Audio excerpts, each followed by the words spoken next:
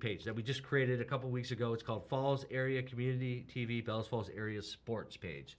So type that in, find our page, follow us, and the game will be posted up on this page, okay? So here you go. This is what it looks like. It's Falls Area Community TV Bells Falls Area Sports page. All right. So, and one of the easiest ways actually to watch the game is we're going to be broadcasting the games live on cable. So,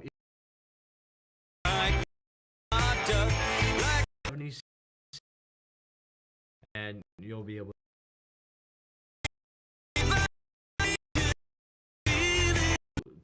172, and you'll be able to watch the games on VTEL if you're a VTEL customer. VTEL, we have an HD channel. We get better quality. Comcast is a little less quality. You're going to get better quality online. If you don't like that, then you can call up Comcast and complain, and please tell them to let Fact TV have an HD channel if you're a Comcast customer. That would be great. But there you go. And then the last way that you can watch the game is go to our website, www.fact8.com. You go to our website. We're gonna go to the main page. This is where you can get all your government meetings, but you can also watch the basketball games.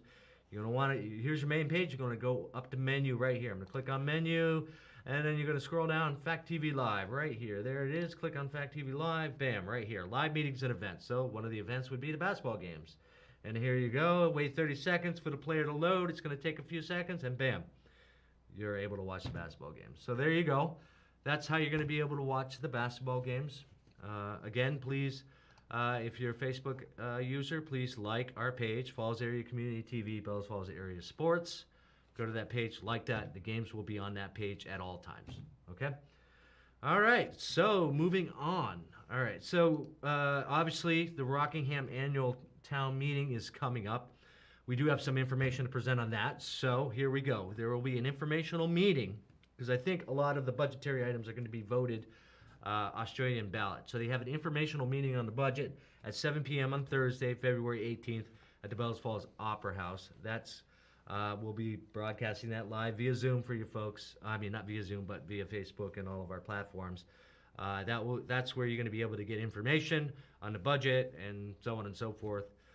In addition to that, we have the elections coming up. We have 7 candidates that are running, I think, for the Rockingham Select Board. So with that said, what we're doing here at Fact TV is we're going to be holding a Rockingham Select Board Candidates Forum, and that's going to be on February 25th at 6 p.m., and we're going to be broadcasting that live.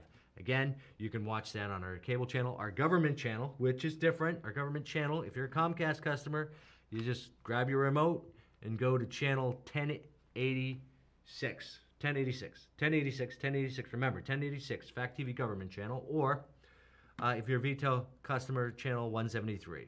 173. I hope you got it. Okay, so there you go. You can watch it live on cable, and you can go to our Facebook page and watch it live. This is going to be a great forum. Hopefully, we can have all the candidates attend, so that you guys can get the information that you need to be able to meet the candidates and find out what they're all about and what their vision is for the town of Rockingham. Again, we will also be taking in questions from you in the community. So if you get to this part of the video and you have a question for the candidates, please email me at alex@fact8.com. Again, I'm going to say it again, alex@fact8.com. alex@fact8.com. Email me a question that you would like to have us ask, and we will ask the candidates that question. So it's we're really excited to be able to put this forum on and to help get that information out, help you folks know who the candidates are, and help you be more informed voters. So there we go, February 25th, 6 p.m. live, Fact TV, Rockingham Select Board Candidates Forum, and that's it for the Fact TV weekly update. Thank you if you've made it to the end of this video. And also, thank you for putting up with my face. You can cut it. Call it.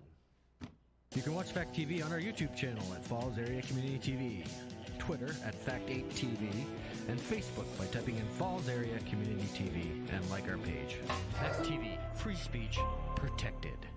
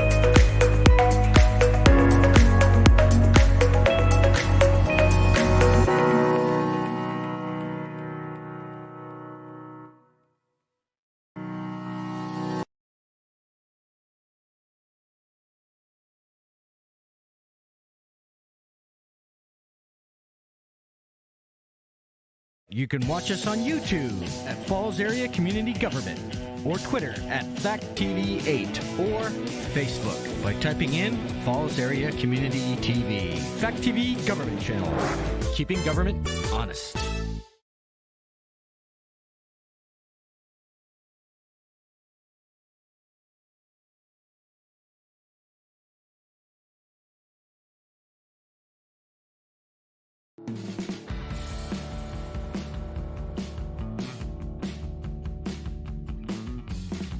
Hey folks, this is Alex Strouling, and this is your Fact TV weekly update. So, we're down here in the dungeon of Fact TV, live for all you folks, and so we have two important pieces of information to provide to you.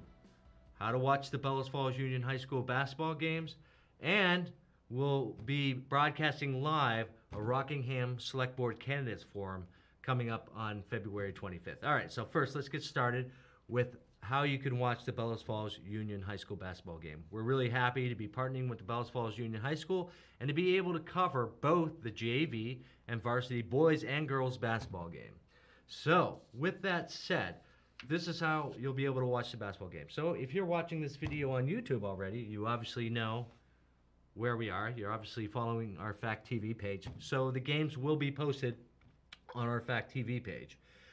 If you're not watching on YouTube, if you're watching on cable, you can go to Facebook and search for Fact TV. Okay, so, however, we do cover a lot of government meetings, so there may be times where we won't have a basketball game live on our Fact TV page. If that is the case, there are a couple ways that you can watch the games. First is go to our brand spanking new created page that we just created a couple weeks ago. It's called Falls Area Community TV Bellows Falls Area Sports page. So type that in, find our page, follow us, and the game will be posted up on this page, okay? So here you go. This is what it looks like. It's Falls Area Community TV, Bellows Falls Area Sports page. All right. So, and one of the easiest ways actually to watch the game is we're going to be broadcasting the games live on cable. So if you're a Comcast customer, pick up your remote, hit channel 1076 on Comcast, and you'll be able to watch games on Comcast. A VTEL customer, please go to channel 172 and you'll be able to watch the games on VTEL if you're a VTEL customer. VTEL, we have an HD channel, we get better quality. Comcast is a little less quality, you're going to get better quality online. If you don't like that, then you can call up Comcast and complain, and please tell them to let Fact TV have an HD channel if you're a Comcast customer. That would be great, but there you go. And then the last way that you can watch the game is go to our website, www.fact8.com. You go to our website, we're gonna go to the main page first. Here we go. This is what it looks like. This is where you can get all the amazing local content that's produced and watch your government meetings, but you can also watch the basketball games. You're gonna want to, here's your main page. You're gonna go up to menu right here. I'm gonna click on menu, and then you're gonna scroll down Fact TV Live right here. There it is. Click on Fact TV Live. Bam, right. The events would be about Joe 36 Georgia basketball game. Brooklyn. Watch the back. Facebook user, please like our page, Bellows Area TV, Bellows Falls Area Sports. Go to that page, like that. The games will be on that page at all times. Okay? All right, so moving on. All right, so obviously the Rockingham Annual Town Meeting is coming up. We do have some information to present on that, so here we go. There will be an informational meeting, because I think a lot of the budgetary items are going to be voted Australian ballot. So they have an informational meeting on the budget at 7 p.m. on Thursday, February 18th at the Bellows Falls Opera House. We'll be broadcasting that live via Zoom for you folks. I mean, not via Zoom, but via Facebook and all of our platforms. That's where you're going to be able to get information on the budget and so on and so forth. In addition to that, we have the elections coming up. We have 7 candidates that are running, I think, for the Rockingham Select Board. So with that said, what we're doing here at Fact TV is we're going to be holding a Rockingham Select Board Candidates Forum, and that's going to be on February 25th at 6 p.m., and we're going to be broadcasting that live. Again, you can watch that on our cable channel, our government channel, which is different. Our government channel, if you're a Comcast customer, you just grab your remote, and go to channel 10. This is Cheryl Charles, a member of the Wyndham Northeast Union Elementary School Board and the Vice Chair. So I'm happy to call this meeting to order at 6:05 p.m. on Thursday, February 11th, 2021. Let me ask if there are any adjustments to the agenda. Lynn, I have none at this time. Okay, thank you very much. And are there any communications and public comments? Nothing in the chat so far. Okay, and I don't see any members of the public. Always welcome Fact TV, and thank you for being here. Let's go then to the next agenda item, which is to review and approve the board minutes for January 7, 2021. Is there a motion to approve those minutes? I move that we approve the minutes for January 7, 2021. I Thank you, second it. Lynn. Thank you. Great. Any corrections? I actually have one, but are there any corrections or comments from anyone? And I'm not sure if we can approve the minutes without a quorum. Well, right on the line, we have 3 members. Okay. Oh. We just lost. Oh, there she is. You're muted again, Cheryl.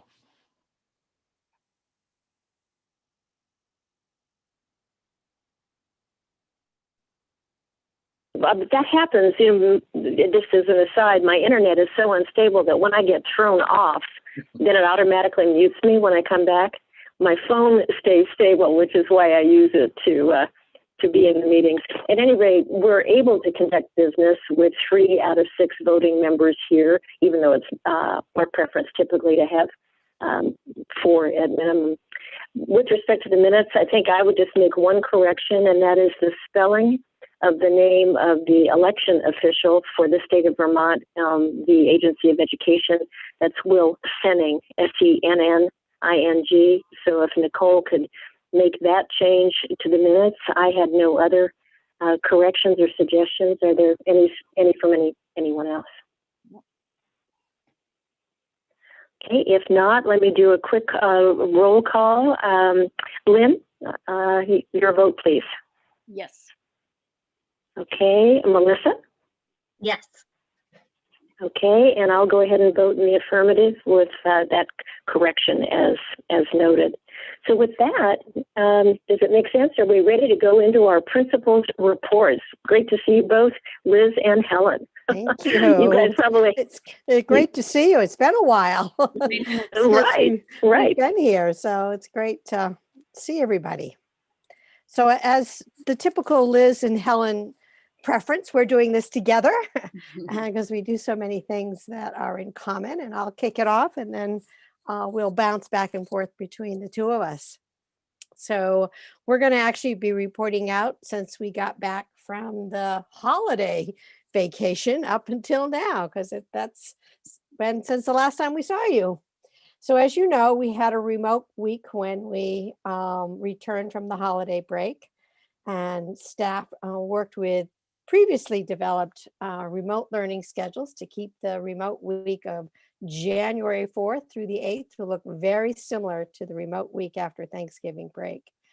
And so teachers met in whole class and small groups daily, and the essentials or specialist, art, PE, music, and library were provided for all students.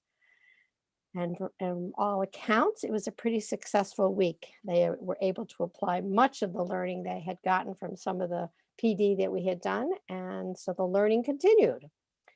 We've been back since in the building, and it's been great. And we will return to in-person instruction when we return after the February break, which starts tomorrow afternoon at 3 o'clock. Great. I'm going to move into enrollment. Westminster currently has 136 students enrolled in the in-person instruction. We have 17 students enrolled with VTVLC. Overall, there's about 20 homeschoolers in Westminster, 2 of which are new this year due to COVID. We had a total of 4 positive cases since the beginning of the school year, with 1 new case over the December break. And at Grafton, we currently have 43 students in the building. We lost one kindergartner and we gained one kindergartner. And we now have 6 VTBLC students, and our homeschool study group remains the same. And it's just 2 additional new ones this year because of COVID, with a total of 8. And since December, we've had 2 confirmed cases of COVID. Great. I'll move on to professional development. Elementary teachers continue to meet regularly to discuss best practices for both in-person and remote instruction. The elementary school principals and I have developed these PLCs that are meeting regularly. So grade level teachers across the SU have been able to connect, which has been wonderful. We continue to support our teachers with the implementation of Fountas of Pinnell Classroom. A spring PD schedule has been announced to our teachers, and we're excited that we're able to offer a focus on math as well. Specifically, Sandy Stanhope will be helping teachers develop their understanding of math menu. Along with this, our specialists, art, PE, music, libraries, school counselors will be participating in creating a unified curriculum that's aligned with the national standards. And then in addition, what's going on at Grafton, because this is actually our second year of implementing the Fountas and Pinnell Classroom, the teachers have eagerly jumped into thinking about improving instructions in math.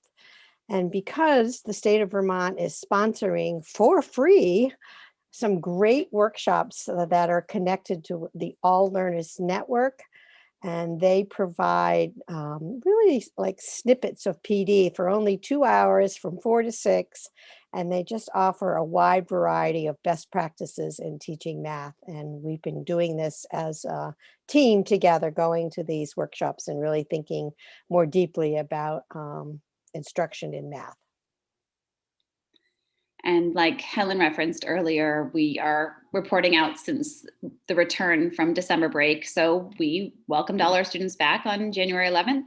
We have completed our mid-year assessments at this point. So we're so proud of our students and their growth, given the multiple transitions from in-person to remote instruction. We have the cold temperatures. If you've noticed, our ice rink is up and running. We use this during our PE classes, recess, and during our after-school program. We're also participating in Vermont Lights the Way. So if you've noticed on the end of our building, under the creative genius of Janelle Beard, we created a mosaic. Each student created a small square and illustrated what love and peace meant to them. And she put those all together. And while we're still working on completing the electrical portion, the artwork is on the end of our building closest to the road. So if you drive by, check that out. Studio Y has been running all year, and classes are now able to take their second voyage. And at Grafton, much the same. We have got settled right back into the routine and working on the mid-year assessments with the MAPS and the Fountas and Pinnell and high leverage concepts for math. And it was really exciting to sit with the teachers and celebrate some of the great growth that has occurred since the beginning of the year. And they were heartened to know that, good instruction, even though we've had to be up against a variety of obstacles with, 2 days in school, 2 days remote, and then finally everybody in the building. And then every once in a while we had to do remote. They were really celebrating the successes of their accomplishments of helping students gain in their learning. So that was a great moment for teachers to be able to recognize that their hard work has definitely paid off. Let's see, we continue to enjoy programs outdoors through the Nature Center. We just received another wonderful donation to continue to do that through the spring. And I would say on average, our students participate in those programs about every 6 weeks. We are excited to be planning the return of Circus Smirkus with Troy. It's going to be a virtual program this year, and we're working on scheduling that for May with the hopes of being able to do an outdoor performance at the end of the school year, if provided that all the regulations work for us. But if he can't be there in person, we'll do it with him on the big screen and invite the families to stand around socially distancing